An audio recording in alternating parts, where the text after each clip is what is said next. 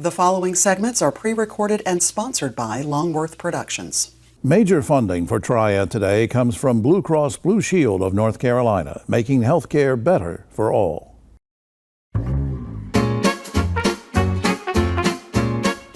This episode first aired in July of 2017 as a salute to Richard Petty. Hello everyone, I'm Jim Longworth and welcome to Triad Today Treasures, where we go back to the vault and replay some memorable programs from the past 3 decades. Richard Lee Petty was born in Level Cross on July 2nd, 1937. His dad, Lee, was a 3-time racing champion and Richard was part of his crew. But at age 21, the younger Petty started driving professionally himself and competing against his dad. Richard's car changed makes and models over the years, but he always ran under 43. He won his first race in 1959, ran his last race in 1992. And along the way, Richard won 7 national championships, racked up 200 victories, and was the first inductee to the NASCAR Hall of Fame. Today, Richard's namesake is associated with a motorsports company, a family foundation, a museum, a garage that designs custom cars, and Victory Junction, a camp for chronically ill kids. We welcome the King to Triad Today. Good to see you, sir. Yes, sir, man. Glad to be with you. Was that introduction okay? Yeah, it sounded good. Because I worked on that. Well, between us, we've done a pretty good job. That's right. But we got a lot of stuff to do. We're going to bring the family up in a few minutes. But before I do that, I have to say, we all know that when you were racing, you were driving fast on the track. That's a given. Tried to, yeah. Yeah, but I also hear now that you're out on the highway, you drive fast too. Is it true that you can drive from Greensboro to Wilmington in 15 minutes? It takes about 17 and a half minutes.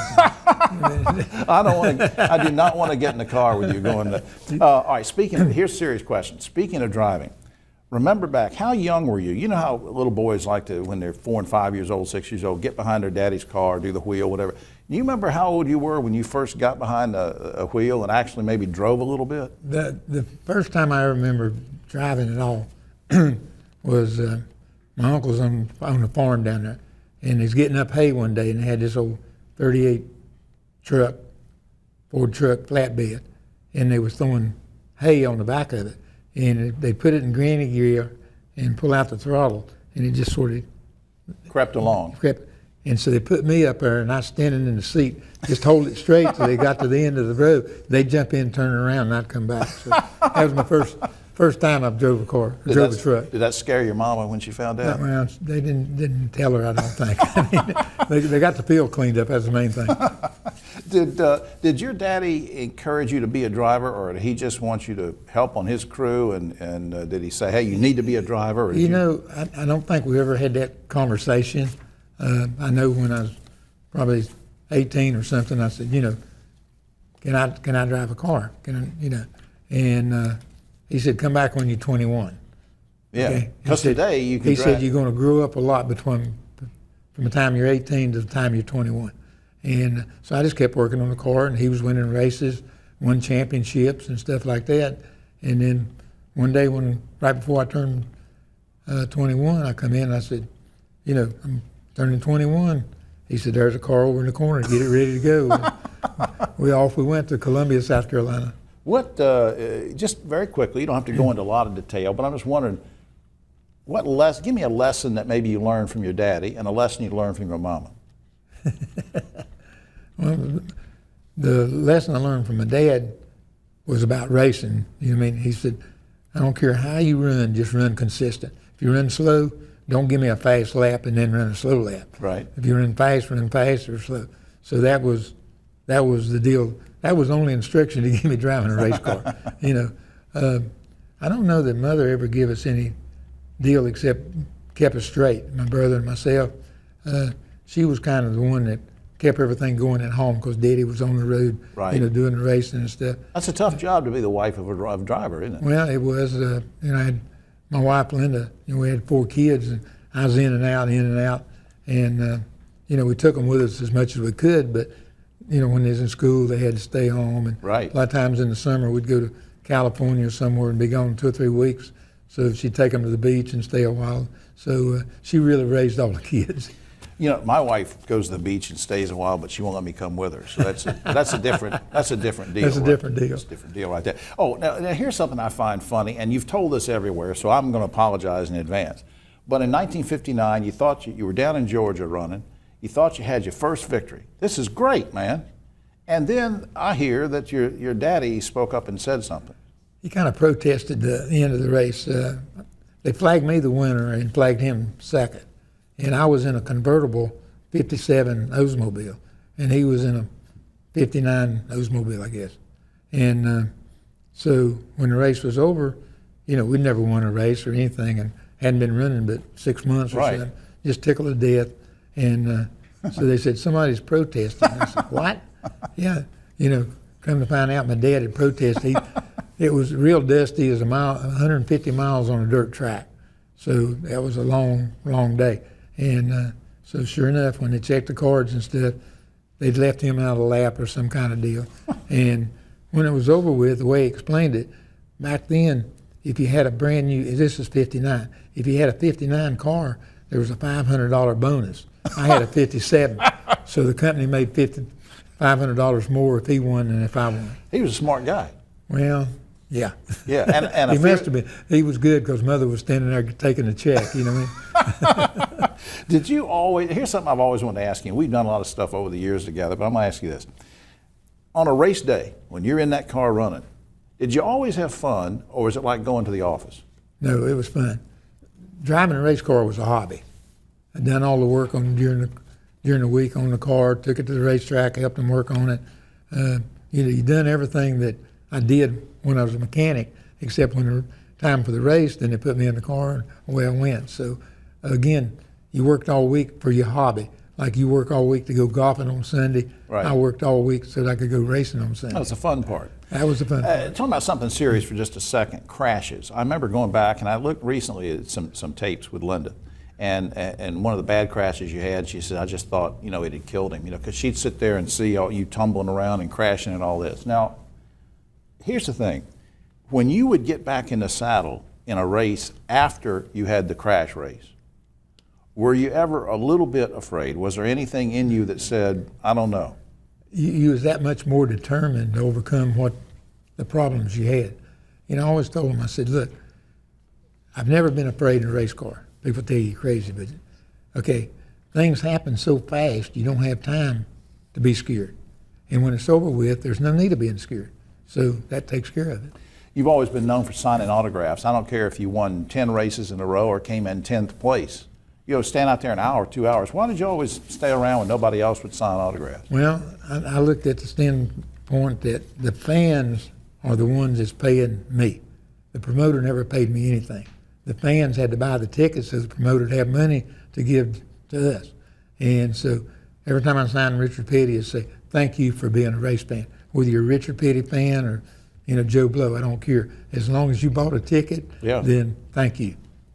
Very quickly, if the Lord had come to you when you were 21 years old and said, Richard, whatever the reason is, you're not going to be involved with racing, what do you think you would have liked to have done? Never crossed my mind to doing anything from the time my dad started racing in 1949 up until the time I got in the car, the time I quit, and still today. I never thought about having to do anything else. You're 80 years old now. What if the phone rang right in the studio? It said, Richard, we got a problem. There's a problem. And NASCAR and everybody, they need you out on the track tomorrow to run a race. Could you do it? Well, I'd try. What I mean? I don't think I'd tell them no. I think I'd go try it. Yeah. What did you? Now you're 80, but how old do you feel? Like I'm in my mid 60s. I feel like I'm 25. You're 80. How long? What do you feel like? I don't know. I mean, I don't know how you're supposed to feel at 80, and 20 years ago was so far back I can't remember that. So I myself, and in my way I'm getting around, what I do and places I go, I don't see anything different than I did 5 years ago, 10 years ago, 30 years ago. You don't look any different. You were in the studio 14 years ago. I looked at the picture of it. You look the same thing. Hang on right here. We're going to keep Richard here through the whole show. Coming up next, we're going to have a gentleman come in here and talk about Petty's Garage. It's not what you think it is. We'll be right back. I am so Why frustrated. can no one help me? Waiting This is to a work. nightmare. I think it's Healthcare is broken. At Blue Cross and Blue Shield of North Carolina, we get it. Really? Really. That's why we're making healthcare better for all. Starting with you. Yes, you, Daryl. We're making plans easier to navigate by putting your benefits, prescriptions, and details all in one place. Convinced? No, but it's a start. We'll take it. Blue Cross North Carolina, making healthcare better for all, starting with you. The world's brightest are Fulbrights, Goldwaters, McNairs, and Spartans. And we know you will make a difference wherever you go.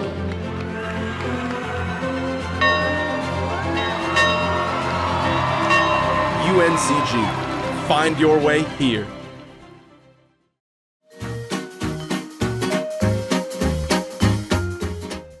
Back now in the special edition of Triad Today as we salute the King, Richard Petty, on the anniversary year of his 80th birthday. Richard is still with us, but next to him, let's get a shot of Russ. Russ Stelfox has been on the show before. He's CEO of Petty's Garage. Russ, I'm going to go to you first. You've been on the show. We talked about this before. Tell our viewers what Petty's Garage is, and please don't say that's where the King parks his car. He does that sometimes, though. But they're mighty fast cars too. Yeah, let me tell that's you. right. Petty's Garage is it's a custom speed shop. Really is a state-of-the-art speed shop, and we do everything from full frame-off restorations to building supercars. We build 1,000 horsepower Mustangs, 1,000 horsepower Challengers. We do a lot of Corvette builds, Camaro builds, but primarily we take customer cars and a lot of performance cars right from the factory, and we make them a significantly better and faster car. Do whatever they want done to them. Pretty much whatever you want. Richard says if you can dream it, we can build it. Well, Richard, now this is in the old days. This is where all the work was done on the race cars, right? Right. It's the same shop and that my dad started in 1949. Same site, same building and everything, and now you're doing things for customers. Now, the thing is, though, and we talked about this before, Ross, there might be a customer come in and just say, hey, I idolize Richard Petty. Can you take my car and paint it blue? And you'll do that too, right? Yes, we've done that on more than one occasion.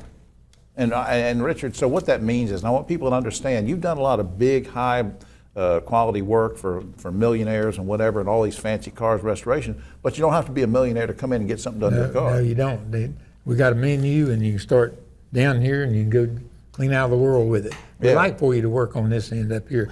But, what are you looking at me for? But it takes everything to make it work. And so no job is too small and no job is too big. And Russ, you've done things for charities too. I know you've done special things to raise money for different groups, right? Yes. These cars. Yes, we've sold 3 cars this year, and together they've raised close to $500,000 for different charities. Guys, one thing real quick before I go to the commercial break. Is there anything the two of you would not paint Petty blue, like somebody's house or? And we used to have a house at the beach, and it was blue.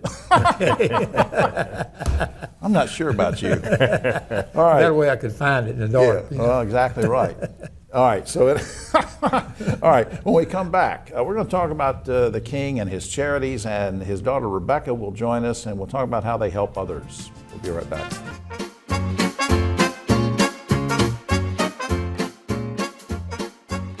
Hi, I'm Jim Longworth, reminding you that Triad Today also airs on GTN Spectrum Channel 13 and streams on WFMY Plus, free on Roku and Amazon Fire. North Carolina's economy is growing, bringing new businesses and opportunities. The need for electricity is growing too. At Duke Energy, we're meeting the challenge, providing even more electricity that's cleaner, reliable, and that stays affordable. We're getting out of coal and reinvesting in our communities with a diverse, balanced mix of energy sources and making targeted upgrades to the grid so that North Carolina can thrive in a smarter energy future.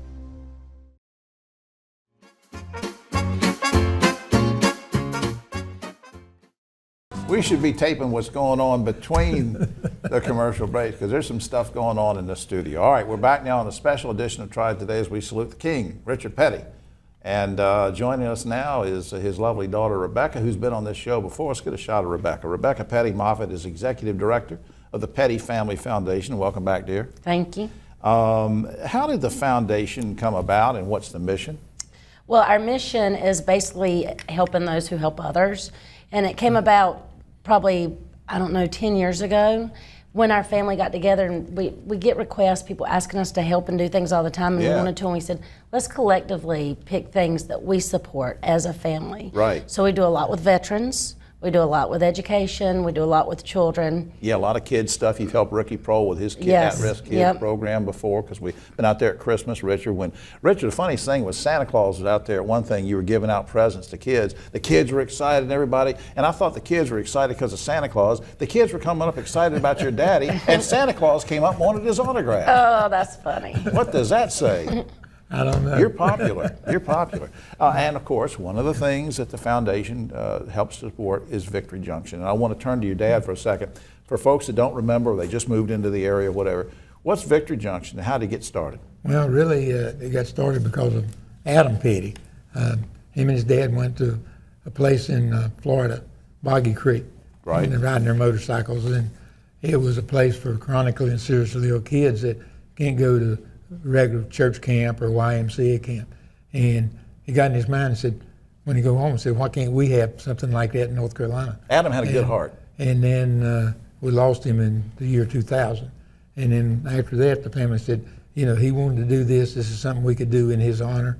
And so we just all got together and said, this is what we're going to do. And it worked out good because the racing people got behind us. The drivers got behind us, NASCAR, fans, sponsors, all that.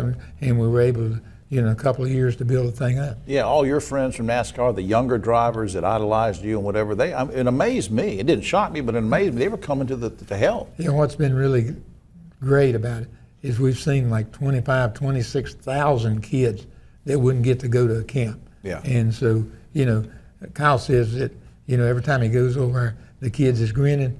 That reminds him of Adam grinning. He had So a big now grin. instead of one person, we got a bunch of people grinning. I just think it's great. Rebecca, your mom, as I recall, started one of the first NASCAR charities when she was working. So she was one of the founding members of the Racing Waves Auxiliary. Yeah. And that was started way before me, but Yeah. a lot of times the drivers, they didn't have insurance because they were independents. Right. And if they got injured, they, that could put them into a financial So your hole. mama was thinking about others a long time ago doing Yeah, that. she was. She must be proud. If she was with us today, she must be proud of what you're doing with this foundation. I think she would be. Richard, for people that, and you and I talked about this one time before, especially when we were talking around the recession time, people want to make donations. You want them to make donations to the Family Foundation. Yes, somebody might say, hey, Richard, I'm working a couple jobs. I don't have a whole lot of money, or I got some other things I need to do with my money. What do you say to folks about donating? Well, I always look at it from a standpoint that, if you can give, give. In other words, it's a funny thing about giving things. A lot of times you give stuff, and even if the people don't accept it, you feel good in yourself. Yeah. Okay? And so it's self-gratification, I think, for people to donate stuff, whether it goes in the right direction they think it is. But the main deal is, in their own mind, we've helped somebody. Yeah. And that's the best of all worlds. And of course, it might mean not going to the movies this week or whatever. Take a little bit of that money and give it to the Petty Family Foundation, because you all can, like Rebecca said, decide where it needs to go and helping people. I want to get a couple websites up here. First one is www.pettyfamilyfoundation.org. That'll tell you all about the foundation, how you can give, and we hope you will. And then the other one is, since we mentioned Victory Junction, victoryjunction.org if you want to learn about that. Rebecca's going to come back and join us in a few minutes, but on this next segment after the commercial break, we have a young man who is racing on his own and part of a new team, and he's the grandson of the king. We're going to have him here in just a second, so stay with us.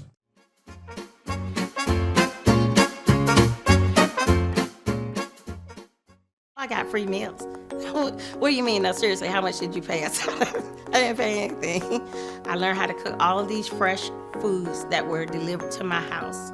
Everything in that grocery bag that's fresh, I had a recipe for it, and I know how to cook. It encouraged us to eat better, to shop better, make better decisions.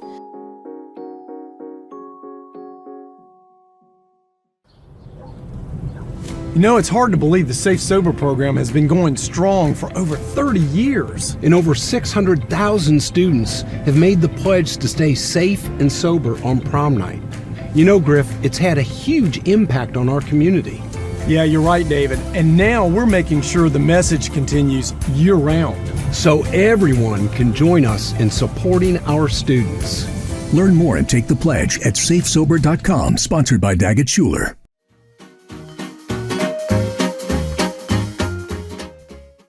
Back now on the special edition of Triad Today as we salute the King, Richard Petty, on the year of his 80th birthday. Big celebration it is. And now joining the King on his right, let's see a shot of his grandson, Thad Moffitt, a race car driver on his own. And we welcome you to the program, Thad. Thank you for having me, sir. Yes, sir. And look, Richard, before I talk to Thad, this thing about, I don't understand all this. People that don't follow racing, they say ARCA and NASCAR and all this. When Thad, you're 16, right? Yes, sir. When he's racing at 16 under ARCA, how does that relate to NASCAR? Is it like major league, minor league? It's a step down from, but it's the same basic kind of cars we run, same kind of tracks and stuff we run. So if he runs ARCA, he's a bunch of boys that's learning, and if they get the job done, then they can move up to the next level. They didn't have that when you were little. No, not really. Thad, was it hearing about your granddaddy and your daddy and knowing that they race, was that the thing that got the fire in the belly to want to race, or you just wanted to race? Just growing up at the track every weekend and just being in there in that atmosphere just makes you want to go out there and run. If you're a race car driver, like being there, I didn't realize until I was like 9 or 10 that I could actually go out there and do that stuff. Like, hey, I could actually drive this race car at 200 miles an hour. Why am I not already doing this? But then it's like, it just makes you, being there makes you want to go get in the car. What do you, I know it's a stupid question, but what we call him the King. What do you call him? I call him Peepaw. Peepaw. Peepaw Petty. Can I call you that? If you want to. That's what we all call it. That's better than a lot of things people call me.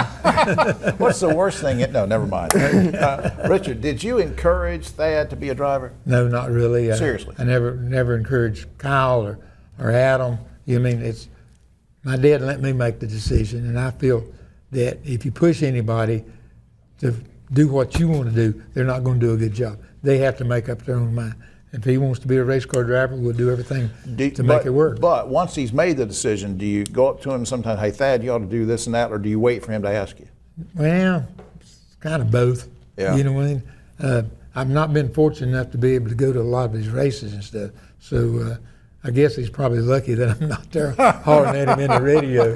Well, let's talk about that for just a quick second. Talking about the pressure. Thad, do you feel like there's more pressure on you to perform good because people know you're in the Petty family because of that legacy?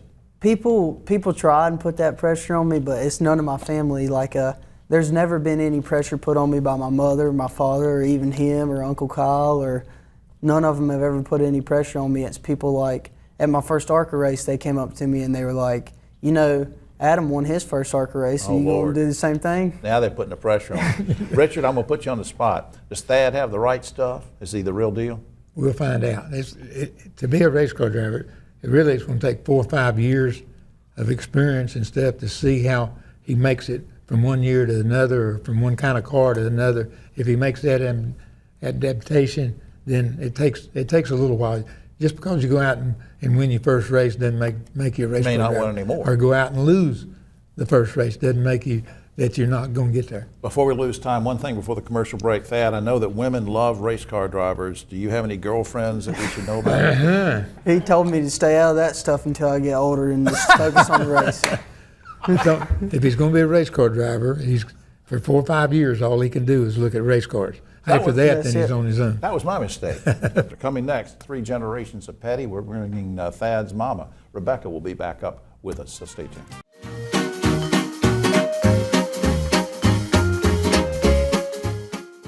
At Sutton Brothers, we're confident we can help you solve your heating, cooling, plumbing, and electrical needs. So confident that we'll fix it or it's free. Our highly trained technicians will diagnose your problem and fix it with either a repair or replacement. And if we can't fix it, you won't pay the trip fee. So the next time you have a problem, call us. We'll make sure you're completely satisfied. Guaranteed. Call Sutton Brothers today and be confident things will be done right. Schedule online at suttonbros.com. Major funding for Triad Today comes from Blue Cross Blue Shield of North Carolina, making health care better for all.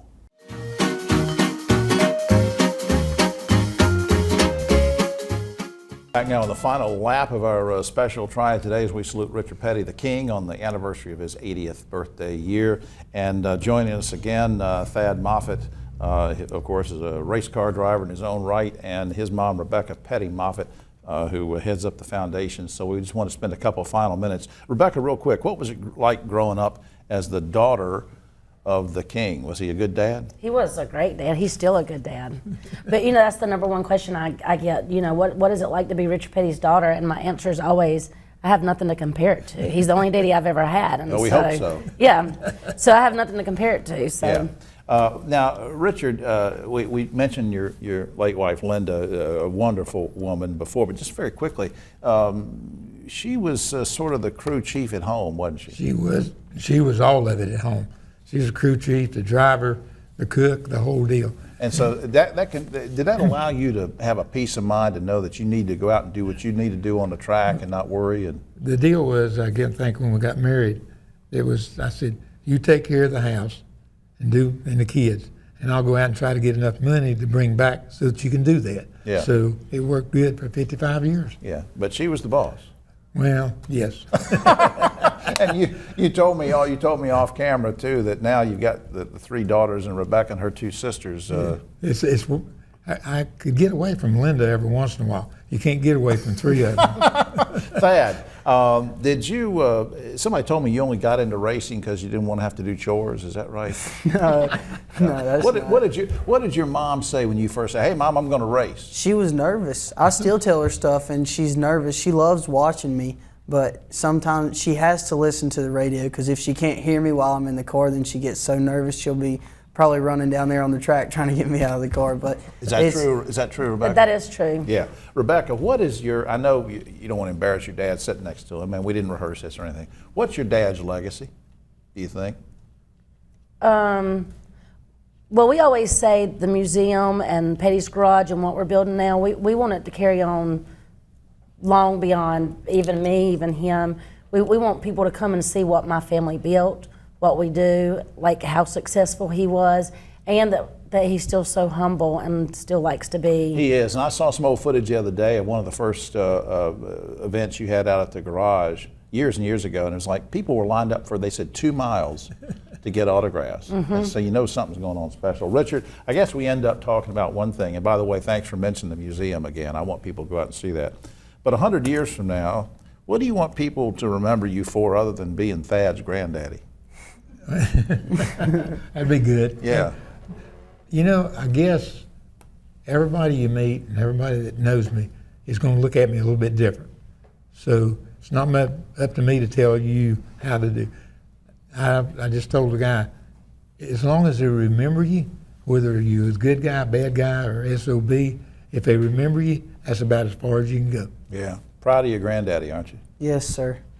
Big shoes to fill, big boots to fill. Yeah. Well, I tell you what, he is the king, and I'm so glad that the 2 of you joined us, and Russ, of course, earlier as well.